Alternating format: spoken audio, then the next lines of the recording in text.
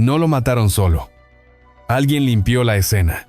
La noche en que Víctor Iturbe, conocido como El Pirulí, fue asesinado, no terminó con los disparos. En realidad, ahí comenzó el verdadero misterio. 6 balas acabaron con su vida, pero lo que ocurrió después resulta aún más perturbador que el crimen mismo. Nadie llamó a una ambulancia. Nadie pidió ayuda. En lugar de eso, la escena fue alterada con una rapidez que solo se explica cuando hay miedo o algo que ocultar. La alfombra manchada de sangre fue lavada. El sofá donde cayó herido desapareció y apareció después flotando en un río. El cuerpo fue movido antes de que llegara la policía. Y, en un tiempo sorprendentemente corto, el cadáver fue incinerado, eliminando cualquier posibilidad de una investigación forense completa. Todo esto ocurrió dentro de la misma casa, bajo la mirada de quienes afirmaron no saber nada. La pregunta no es solo quién apretó el gatillo. La pregunta es por qué la escena fue borrada con tanto cuidado. ¿Qué se necesitaba desaparecer con urgencia? ¿Qué verdad era más peligrosa que un asesinato? Este no es el relato de una muerte impulsiva ni de un asalto fallido. Es la historia de un crimen ejecutado con precisión y de un silencio posterior, construido pieza por pieza. Porque cuando alguien muere y la verdad también es eliminada, el asesinato deja de ser individual y se convierte en un pacto. Un pacto de miedo que, hasta hoy, sigue sin romperse. La vida de Víctor Iturbe siempre estuvo marcada por el peligro. Mucho antes de las balas ya había conocido la cercanía con la muerte. No era un cantante nacido del conservatorio, ni del escenario elegante. Era un hombre que se había ganado la vida desafiando al riesgo. Su apodo El Piruli no nació de la música, sino de un accidente que casi lo mata. En su juventud, Víctor trabajaba como artista de circo y espectáculos callejeros. Caminaba sobre cuerdas, realizaba acrobacias y actos extremos, donde el error no tenía margen. En uno de esos números cayó desde una altura considerable y se estrelló contra el suelo. El golpe fue brutal. Su columna quedó gravemente lesionada. Los médicos le dijeron que no volvería a hacer ese tipo de actos y que incluso podría no volver a caminar con normalidad. Ese accidente terminó con una vida y dio inicio a otra. Durante la recuperación larga, dolorosa y solitaria, Víctor quedó fuera del mundo que conocía. Sin ingresos, sin escenario, sin identidad. Fue en ese vacío donde apareció la música, no como vocación planeada, sino como salida desesperada. Cantar no exige asaltar ni arriesgar el cuerpo. Solo la voz. Y la voz se convirtió en su nueva cuerda floja. Comenzó cantando en bares, pequeños restaurantes y clubes nocturnos. Lugares donde el público bebía, escuchaba y olvidaba rápido. Su estilo era directo, emotivo, sin técnica académica, pero cargado de una melancolía que conectaba de inmediato. Cantaba como alguien que había estado cerca del final. Eso se sentía. Y el público respondía. El éxito llegó de manera irregular pero constante. Un productor lo escuchó casi por accidente. Un disco fue grabado sin grandes expectativas, y contra todo pronóstico las canciones comenzaron a sonar. El Piruli se transformó en una figura romántica reconocible. No era joven ni perfecto, pero transmitía verdad. En una industria obsesionada con la imagen, eso lo volvió especial. Sin embargo, ese ascenso rápido trajo consigo algo inquietante. El dinero comenzó a aparecer en cantidades que no se correspondían con las ventas reales. Víctor empezó a vivir como un hombre inmensamente rico. Propiedades extensas, animales de carrera, aviones privados. Un estilo de vida que superaba con creces el de otros cantantes más exitosos que él. La pregunta surgió temprano en los pasillos, pero nunca se formuló en voz alta. ¿De dónde venía ese dinero? Nadie quería preguntar demasiado. México, en los años 70 y 80, era un país donde ciertas preguntas no se hacían si uno quería seguir vivo. Y Víctor parecía entenderlo mejor que nadie. El Piruli no era ingenuo. Había vivido en la calle, en el circo, en los márgenes. Sabía leer el ambiente. Sabía cuándo callar. Su música lo llevó a escenarios importantes, pero también a lugares cerrados, fiestas privadas y eventos donde el público no era el común. Allí cantaba para personas poderosas, hombres armados, políticos y figuras del mundo criminal que nadie nombraba. Ese doble circuito explicaba muchas cosas. El dinero, la protección, la impunidad. También explicaba por qué nunca parecía tener miedo. O porque lo ocultaba bien. Víctor había sobrevivido a una caída que debió matarlo. Tal vez por eso creía que podía sobrevivir a todo lo demás. Pero vivir cerca del poder real tiene un precio. No hay salida limpia. Quien entra queda marcado. El Piruli se movía en una línea peligrosa entre el espectáculo y algo más oscuro. Su figura era útil. Un cantante famoso puede entrar donde otros no. Puede escuchar sin levantar sospechas. Puede transportar sin ser revisado. Esa utilidad suele ser recompensada y también castigada cuando deja de servir. Los informes de la época muestran que Víctor era vigilado, no por su música, sino por sus relaciones. La policía secreta sabía de sus movimientos, sabía con quién se reunía, sabía dónde cantaba. Eso solo ocurre cuando alguien está cerca de algo que no debe salir a la luz. La vida de El Piruli parecía una sucesión de milagros. Sobrevivió a un accidente letal. Alcanzó el éxito sin encajar en el molde. Acumuló una fortuna inexplicable. Se movió entre mundos que rara vez se cruzan. Pero todo milagro tiene fecha de vencimiento. Y cuando llega ese momento, el pasado cobra su deuda. Este capítulo no habla aún del asesinato. Habla de la preparación silenciosa del desenlace. De un hombre que construyó su segunda vida sobre una base inestable. De una fama que funcionó como escudo y como trampa. De un dinero que protegía pero también delataba. Porque nadie llega a ese nivel sin deberle algo a alguien. Y cuando las deudas se cruzan con el miedo, el resultado suele ser definitivo. El Piruli ya había desafiado a la muerte una vez.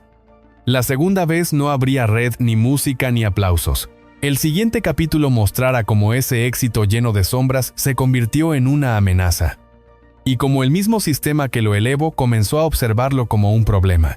Porque en el mundo del poder oculto la fama no siempre protege. A veces convierte en objetivo. La transformación de Víctor Iturbe de cantante popular a hombre intocable no fue un ascenso natural. Fue un deslizamiento peligroso hacia un territorio donde la fama deja de ser protección y se convierte en contraseña. A finales de los años 70 su agenda ya no dependía solo de conciertos públicos. Empezaron a aparecer presentaciones privadas, cenas cerradas, fiestas donde no había prensa ni contratos visibles. Allí no se cantaba para el aplauso. Se cantaba para sellar presencias. En esos espacios el dinero circulaba sin recibos y las lealtades se medían en silencio. El Piruli entendió pronto las reglas no escritas. Llegar, sonreír, cantar, irse sin hacer preguntas. Su voz abría puertas que a otros les estaban vedadas. Y esas puertas daban a un México paralelo donde el poder no necesitaba presentación. Políticos, empresarios, jefes policiales y figuras del mundo criminal compartían mesa. La música era el pretexto. La cercanía era el pago. Con el tiempo su nombre comenzó a aparecer asociado a zonas calientes del país. Ciudades fronterizas, rutas de paso enclaves donde la economía informal movía más que la oficial. Allí su presencia era bienvenida. Un artista conocido atrae menos sospecha que un desconocido. Un cantante puede entrar y salir con equipo con maletas con acompañantes. Nadie revisa demasiado cuando hay celebración. Ese uso funcional de la fama explica el salto económico. No se trataba de ventas de discos ni de giras multitudinarias. Se trataba de pagos por discreción, por presencia, por no ver y no oír. En un sistema así el dinero llega rápido y sin preguntas. Pero también genera dependencias.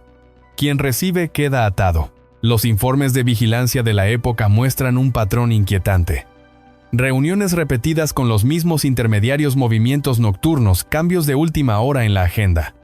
No era seguimiento por censura artística. Era monitoreo preventivo. Cuando la policía secreta observa no es por curiosidad. Es porque alguien cruza una línea invisible. El Piruli comenzó a notar el cerco. Llamadas sin respuesta, advertencias ambiguas, cambios en la protección. El ambiente se volvió más tenso. En ese mundo, la estabilidad es una ilusión. Hoy eres útil, mañana eres riesgo. Basta un rumor, una palabra dicha, además una mirada equivocada para pasar de invitado a problema. La televisión jugó su papel. Los estudios ofrecían visibilidad, pero también vigilancia. Quien entra a ciertos foros queda expuesto a intereses cruzados. Productores que piden favores intermediarios que prometen protección a cambio de silencio. El Piruli se movía con cautela. Sabía que no podía retroceder sin consecuencias. Y avanzar implicaba riesgos mayores. Su riqueza visible empezó a incomodar, no por ostentación sino por contraste. Otros artistas con más éxito no tenían avión ni hacienda. La pregunta circulaba en voz baja: ¿de dónde sale todo esto? En ambientes cerrados, esa pregunta es peligrosa, porque quien pregunta reconoce que ve, y ver es imperdonable. Los años previos a su muerte muestran un cambio en su conducta. Cancelaciones inesperadas, noches en casa que antes no ocurrían, vigilancia más evidente. El miedo no se declaraba, pero estaba presente. Quien vive rodeado de poder oculto aprende a leer señales pequeñas. Una puerta que no se abre, una llamada que no llega, una invitación que se retira. En ese punto la fama deja de servir. Ya no protege. Delata. Un rostro conocido es fácil de ubicar. Un horario público es un mapa. El Pirulí había entrado demasiado lejos como para salir limpio, y demasiado visible como para desaparecer sin ruido. Este capítulo no afirma culpabilidades. Describe un mecanismo: la fama como pasaporte, el dinero como soga, la discreción como moneda. Cuando esos elementos se combinan, el desenlace suele ser rápido y definitivo. No hay juicios largos ni procesos claros. Hay mensajes. El mensaje que se estaba gestando no iba dirigido solo a él, iba dirigido a todos los que pensaran cruzar el mismo umbral. En esos sistemas la muerte no es solo castigo, es pedagogia. Y la pedagogia exige escena limpia y silencio posterior. Lo que ocurrió después ya no dependía de Víctor. Las decisiones se toman en otros niveles, y cuando llegan se ejecutan con precisión. El escenario se prepara, las coartadas se alinean. Los testigos aprenden a olvidar. El Pirulí ya no era cantante, era variable. El siguiente capítulo entrará en la noche exacta, en la secuencia de llamadas, cancelaciones y movimientos que precedieron a los disparos. Porque en estos casos nada ocurre al azar. Todo se anuncia en pequeñas señales que solo se entienden cuando ya es tarde. La antesala del crimen de Víctor Iturbe no fue una noche tranquila. Fue una suma de señales pequeñas que solo cobran sentido cuando el final ya es inevitable. Durante semanas, su rutina se alteró sin explicación pública. Cancelaciones de último momento, cambios de horario y decisiones que no encajaban con el perfil de un artista acostumbrado a escenarios y viajes constantes. Algo se estaba moviendo alrededor de él. En los días previos comenzaron las llamadas. No amenazas directas, no insultos. Eran mensajes breves, silencios prolongados, respuestas evasivas. En ese mundo el aviso rara vez llega en forma clara. Llega disfrazado de cortesía, de recomendación, de consejo amistoso. Víctor entendía ese lenguaje. Lo había aprendido en los pasillos, donde la música es solo excusa. La noche elegida no fue casual. Un domingo. Un horario bajo. Menos tráfico, menos testigos, menos ruido. Víctor se encontraba en casa, algo poco habitual. Un evento fuera de la ciudad había sido cancelado sin explicaciones convincentes. Esa cancelación lo dejó expuesto. Quedarse en casa no era lo normal, pero tampoco parecía peligroso. Al menos no a simple vista. El domicilio no era una fortaleza. Era un hogar con puertas conocidas y rutinas previsibles. La familia estaba presente. Eso reduce sospechas. Un ataque frente a testigos cercanos envía un mensaje más fuerte. Muestra control, muestra impunidad y asegura silencio posterior, porque el miedo se instala donde hay vínculos. La secuencia fue rápida. Alguien tocó la puerta. No forzaron entrada. Víctor abrió. Eso indica confianza o al menos ausencia de alerta máxima. Los agresores no improvisaron. Entraron con seguridad. Sabían a quién buscaban y qué debían hacer. 6 disparos. No más. No menos. Precisión. Finalidad. Lo que siguió es aún más revelador que el ataque. No hubo gritos a los vecinos. No hubo llamada inmediata a emergencias. El cuerpo fue movido. La sangre limpiada. Objetos retirados. Acciones que no se toman bajo shock espontáneo. Requieren decisión. Requieren tiempo. Requieren una prioridad clara: borrar la escena. La alfombra fue lavada. El sofá desapareció y luego apareció en un río. Eso no es pánico. Es protocolo. Alguien sabía que la escena no debía hablar. Cada rastro eliminado reducía preguntas futuras. Y lo más importante, eliminaba pruebas que pudieran apuntar más allá del hecho inmediato. El paso siguiente fue definitivo. El cuerpo fue incinerado con rapidez, sin esperar una investigación profunda, sin peritajes completos. La cremación no es solo un ritual. En este contexto es una herramienta.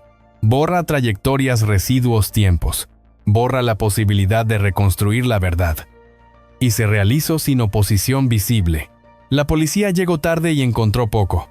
Una casa ordenada en exceso para una ejecución. Un relato fragmentado. Un silencio compacto. Cuando la escena ya no habla, la investigación depende de voluntades. Y esas voluntades no estaban disponibles. El expediente se abrió y se cerró con velocidad. No hubo detenidos. No hubo responsables. El crimen quedó etiquetado como caso complejo. Esa etiqueta suele ser el punto final. En países donde el poder se mueve en capas, el archivo rápido es una señal. Indica que la respuesta no está en los tribunales. Nada de esto ocurre sin autorización implícita. La limpieza posterior requiere calma y certeza de impunidad. Alguien dio la señal de que no habría consecuencias. Y esa señal se respeta, porque quienes la reciben saben leerla. El silencio se vuelve una forma de protección. La pregunta central no es quién disparó. Esa respuesta suele ser la menos relevante. La pregunta es, ¿quién aseguró que después no pasara nada? ¿Quién activó el mecanismo para que la verdad no tuviera camino? ¿Quién transformó un asesinato en un hecho mudo? Los vecinos escucharon poco. Los medios recibieron versiones confusas. La familia se replegó. La casa fue alterada. El rastro se perdió. Todo indica una operación cerrada. No un arrebato. No un robo. Una decisión ejecutada y luego sellada. Este capítulo muestra el punto sin retorno. Cuando el cerco se cierra y el margen desaparece. Víctor Iturbe ya no era un cantante en riesgo. Era un mensaje en preparación. Y los mensajes de ese tipo no se negocian. Se entregan. El siguiente capítulo se adentrará en el después inmediato. En la reacción pública, en el silencio mediático. Y en la rapidez con la que el nombre El Piruli comenzó a desaparecer de la programación. Porque la muerte fue solo el primer paso. El verdadero objetivo era borrar. Y borrar requiere método, constancia y complicidad. El después inmediato del asesinato de Víctor Iturbe fue tan revelador como la noche del crimen. No hubo caos ni persecuciones, ni ruedas de prensa exigiendo justicia. Hubo algo más efectivo. Silencio organizado. En las horas posteriores, las versiones comenzaron a circular con contradicciones calculadas. Nadie parecía saber exactamente qué había pasado, pero todos parecían de acuerdo en no profundizar. Los medios recibieron información fragmentada. Comunicados breves, declaraciones vagas, tiempos confusos.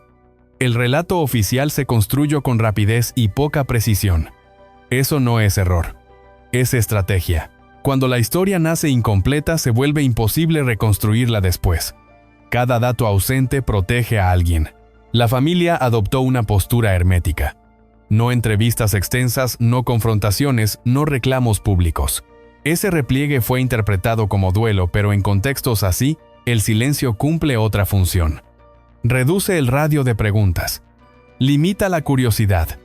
Evita contradicciones. El miedo suele expresarse de esa manera.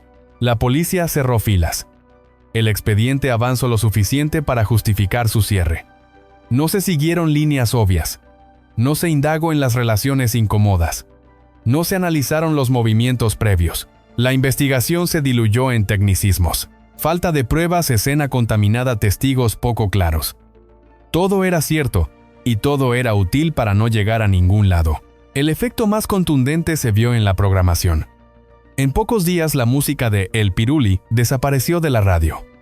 No hubo homenajes sostenidos ni especiales conmemorativos. Su nombre comenzó a ausentarse de la conversación pública. Ese borrado no ocurre solo por desinterés. Requiere coordinación.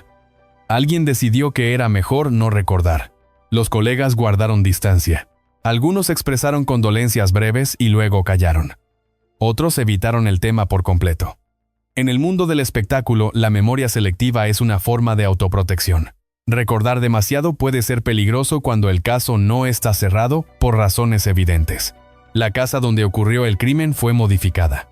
Cambios rápidos, reparaciones, ventas. El espacio físico se transformó para que no quedaran marcas.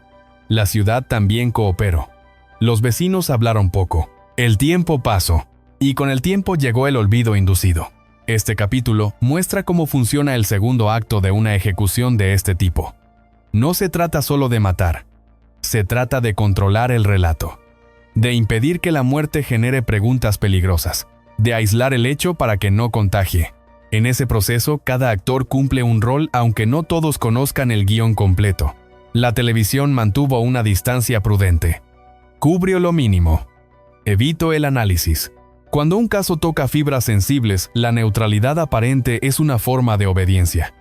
No se censura abiertamente. Se deja pasar. Se espera a que el interés decaiga. Y decae cuando no hay información nueva. Los rumores persistieron en voz baja. Sobre dinero. Sobre relaciones. Sobre compromisos. Pero los rumores sin confirmación se desgastan.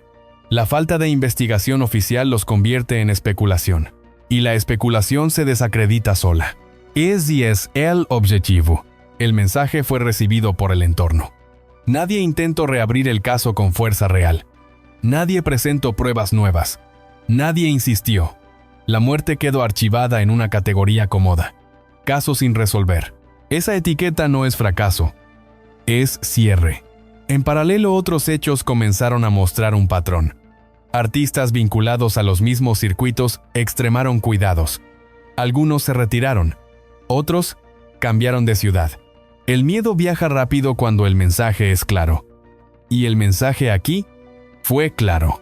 Hay límites que no se cruzan dos veces. La memoria de El Pirulí quedó suspendida. Ni reivindicada ni atacada. Simplemente apartada. Ese limbo es típico de los casos que no deben ser revisitados. Recordar con exceso puede reactivar preguntas. Y las preguntas son el enemigo principal del silencio. Este tramo de la historia no ofrece revelaciones espectaculares. Ofrece algo más inquietante. La demostración de que matar no fue el final, sino el comienzo de una operación más amplia. Una operación para borrar rastros, moldear recuerdos y garantizar que el costo de hablar sea más alto que el beneficio de saber. El sistema no necesitaba explicar, solo necesitaba esperar. Y el tiempo hizo su trabajo. La noticia se enfrió. El público siguió adelante. El archivo se cerró.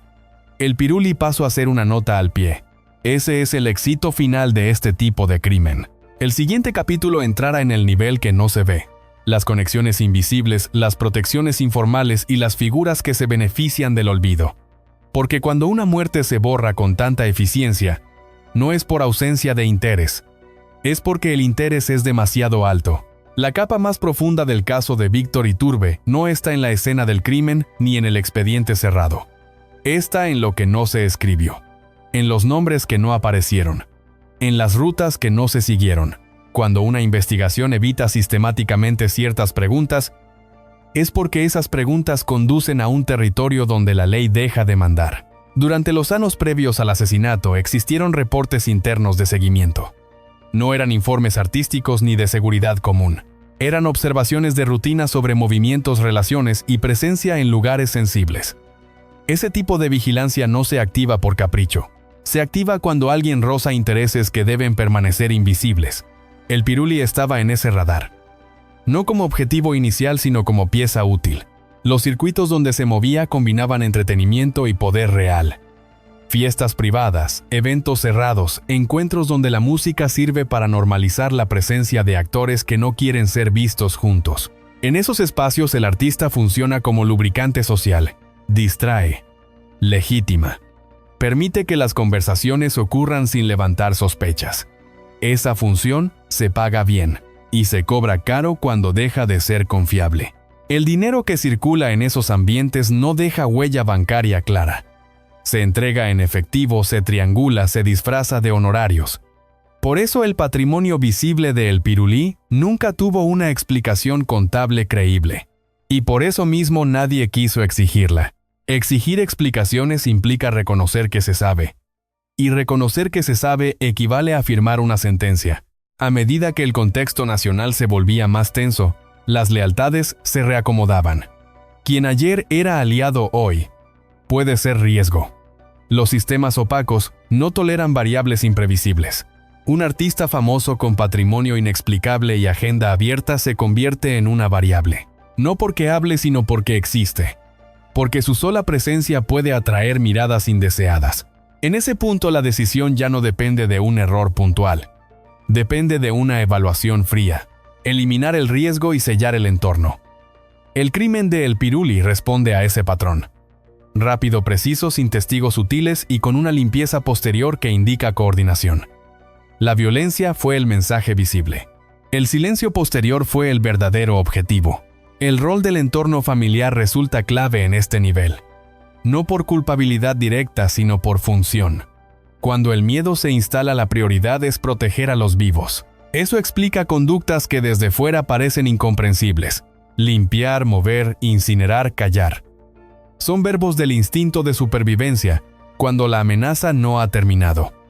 El mensaje no se recibe solo una vez.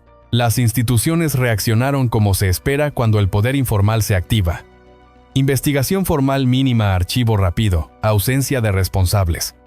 Nadie necesita ordenar explícitamente el cierre. La señal circula por canales conocidos, y quienes la reciben saben que obedecer es más seguro que indagar. El resultado es un caso que se sostiene sobre ausencias. No hay arma, no hay trayectorias, no hay análisis financiero profundo. Cada ausencia es una capa de protección, y juntas forman una muralla. El tiempo completa la tarea. Con el paso de los años, el interés baja, los testigos se envejecen, los recuerdos se diluyen, el olvido se institucionaliza. Este nivel del relato no busca probar una teoría única. Muestra un mecanismo. Cuando entretenimiento, poder y dinero clandestino se cruzan, la verdad se vuelve negociable. Y suele perder. El Piruli no fue el primero ni el último. Fue uno más en una cadena donde el mensaje importa más que la persona. La pregunta que queda no es quién dio la orden, es porque nadie quiso saber. Y la respuesta es simple y aterradora. Porque saber tiene costo. Y ese costo no siempre se paga con prestigio o carrera. A veces se paga con la vida. El sistema que borró a El Piruli sigue funcionando mientras el silencio sea rentable. Cada archivo cerrado, cada homenaje ausente, cada nota tibia refuerza la lección. No mires demasiado. No preguntes de más. Sigue adelante. Esa es la pedagogía del miedo. El siguiente capítulo abordará la repetición del patrón. Como otros casos posteriores muestran la misma arquitectura de violencia y silencio. Porque cuando una estructura se repite, deja de ser accidente. Se convierte en método. Y los métodos solo cambian cuando alguien se atreve a romper el pacto. La confirmación de que el caso de Víctor Iturbe no fue un hecho aislado surge cuando se observa lo que ocurrió después en el mismo ecosistema. El silencio que rodeó su muerte no fue improvisado. Fue parte de un método que ya se había usado y que volvería a repetirse.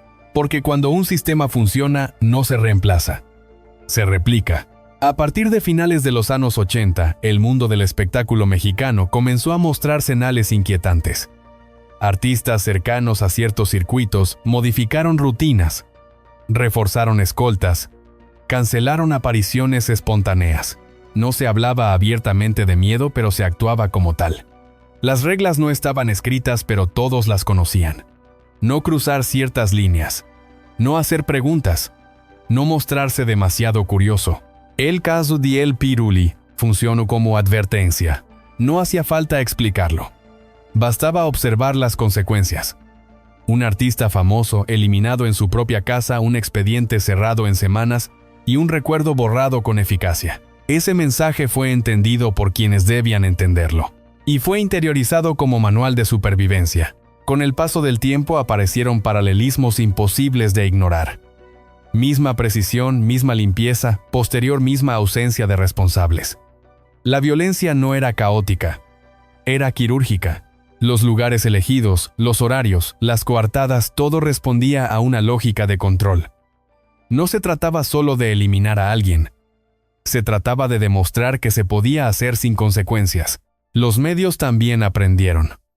Cubrir sin profundizar, recordar, sin investigar, homenajear sin preguntar. Ese comportamiento no siempre nace del miedo directo. A veces nace de la costumbre, de saber hasta dónde se puede llegar sin problemas. La autocensura se vuelve automática cuando el riesgo ha sido demostrado. La estructura que protegió el silencio se mantuvo intacta. Cambiaron nombres, cargos, gobiernos, pero los canales informales siguieron activos. En ese contexto, cualquier intento de reabrir el caso de El Piruli estaba condenado al fracaso. No por falta de interés público, sino por exceso de interés privado. Las conexiones entre entretenimiento y poder informal no se rompieron. Solo se volvieron más sofisticadas, menos visibles, más cuidadosas. El mensaje aprendido fue claro. La fama abre puertas pero también expone. Y cuando la exposición se vuelve incómoda, el sistema responde con rapidez. La pedagogía del miedo no necesita repetirse constantemente. Basta un ejemplo bien ejecutado para que dure años. El Piruli fue uno de esos ejemplos. Su muerte quedó en la memoria como un punto de no retorno. A partir de ahí, muchos optaron por retirarse a tiempo. Otros aceptaron reglas más estrictas.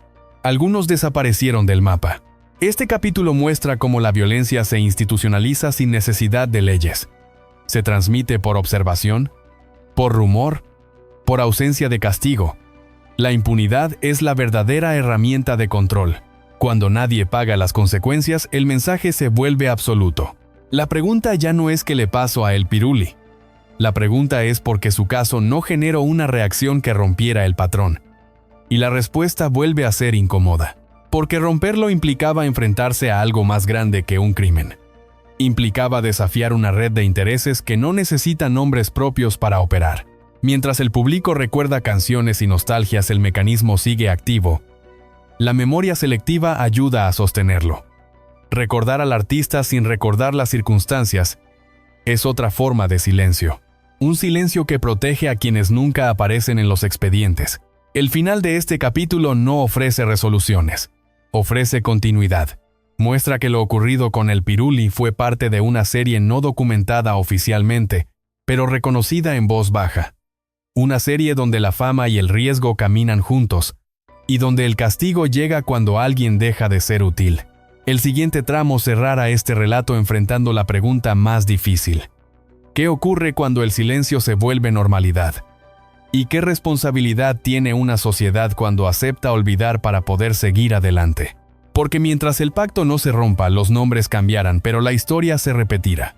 El último tramo de esta investigación obliga a mirar el caso de Víctor Iturbe no como un misterio del pasado, sino como una advertencia vigente. Porque cuando un crimen logra borrar no solo a la víctima, sino también las preguntas, la estructura que lo hizo posible sigue activa. Y ese es el punto más inquietante de toda esta historia. Con el paso de los años, el nombre de El Piruli fue regresando lentamente al recuerdo colectivo. Primero como nostalgia musical, luego como anecdotario incómodo. Cada vez que alguien intentaba profundizar aparecía el mismo muro.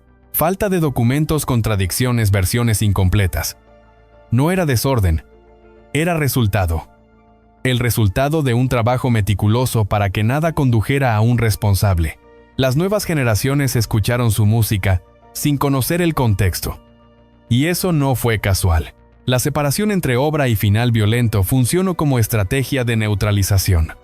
Recordar la voz sin recordar la muerte es una forma de domesticar el impacto. El sistema prefiere ídolos inofensivos incluso cuando están muertos. Pero los archivos no mienten del todo. Dicen lo que pueden. Y lo que muestran es un patrón que se repite con exactitud inquietante. Crimen rápido, escena alterada, investigación mínima, cierre temprano, silencio mediático. Cada elemento cumple una función. Nada sobra, nada falta. Cuando una arquitectura se repite, deja de ser coincidencia. El papel del entorno vuelve a ser central. No por maldad, sino por miedo. El miedo ordena conductas. Hace que la gente calle, actúe rápido, borre rastros. El miedo convierte a personas comunes en guardianes involuntarios del secreto. Y eso explica por qué el silencio fue tan compacto. Porque no proteger significaba exponerse. La pregunta más dura no es quién disparó ni quién dio la orden. Es quién sigue beneficiándose del olvido. Porque el olvido no es neutro. El olvido siempre favorece a alguien. En este caso favoreció a una red que no necesitaba ser nombrada para operar. Una red que entiende que el mejor crimen es el que se vuelve normalidad. Cada vez que un caso como este se archiva sin verdad, se envía un mensaje. no solo a quienes están dentro del sistema, sino también a la sociedad. El mensaje es simple. Hay historias que no se cuentan, hay preguntas que no se hacen, y quien insiste queda solo. El piruli fue eliminado físicamente, pero lo más eficaz fue eliminar el contexto. Sin contexto no hay indignación sostenida. Sin indignación no hay presión. Y sin presión no hay cambio. El silencio no fue solo miedo, fue estrategia de largo plazo. Este capítulo no busca cerrar con una revelación explosiva. Busca dejar claro algo más perturbador. La verdad no siempre es inaccesible. A veces es simplemente demasiado costosa. Y cuando el costo supera el interés, la verdad se archiva junto con el expediente. La historia de Víctor Iturbe sigue siendo un punto ciego en la memoria cultural mexicana. No porque falten datos, sino porque sobran razones para no unirlos. Ese es el triunfo final del sistema que lo rodeó. Lograr que la pregunta se vuelva cansada y el recuerdo se vuelva borroso.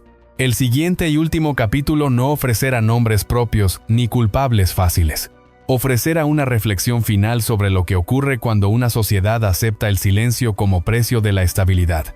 Porque mientras ese pacto no se rompa, otros nombres ocuparán el mismo lugar. Otras muertes se cerrarán igual. Y la historia seguirá repitiéndose sin necesidad de explicarse. El cierre del caso de Víctor Iturbe no llegó con una verdad, sino con una rutina. Y cuando una tragedia entra en la rutina, deja de ser excepcional. Ese es el punto donde la historia individual se convierte en método. A partir de aquí, el relato ya no pertenece solo a El Piruli. Pertenece a una serie. La fase final del mecanismo fue la normalización del silencio. El expediente cerrado se volvió costumbre. El recuerdo incómodo se diluyó en nostalgia musical. La ausencia de responsables se aceptó como destino. Y ese resultado envió una señal clara a todos los que miraban desde cerca. El sistema protege a quien obedece y borra a quien incomoda. No hace falta repetirlo. Basta demostrarlo una vez. Con el paso del tiempo apareció la prueba más inquietante. El patrón se repitió. Otro rostro conocido, otra muerte, publica otra escena alterada, otra investigación rápida, otro silencio compacto. No era copia, era continuidad, la misma arquitectura aplicada a un contexto distinto. Cambian los nombres, cambian las épocas, pero la estructura permanece intacta. La comparación fue inevitable para quienes conocen los pasillos.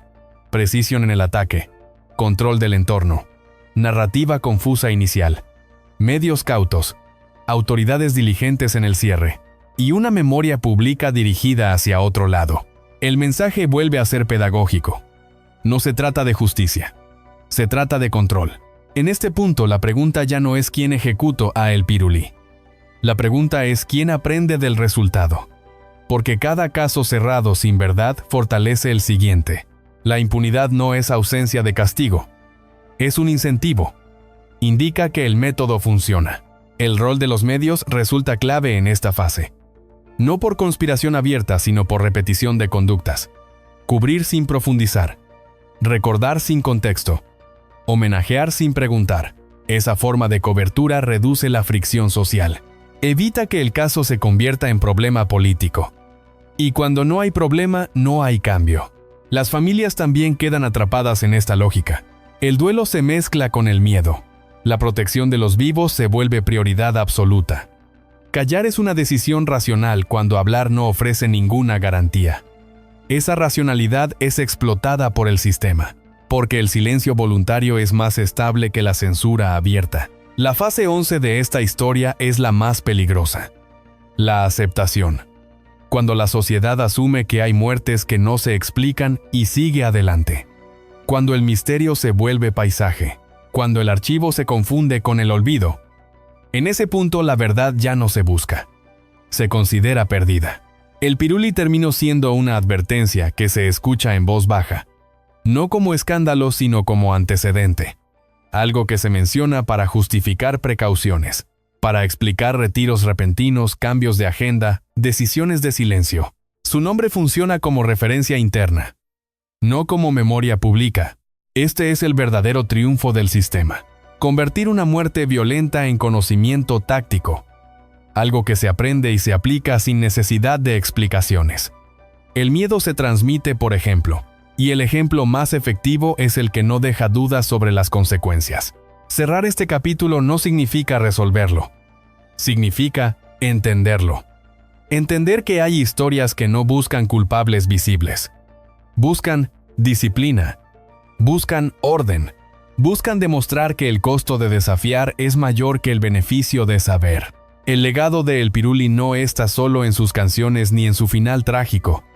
Está en la repetición que vino después. En la confirmación de que su caso no fue un error ni un exceso.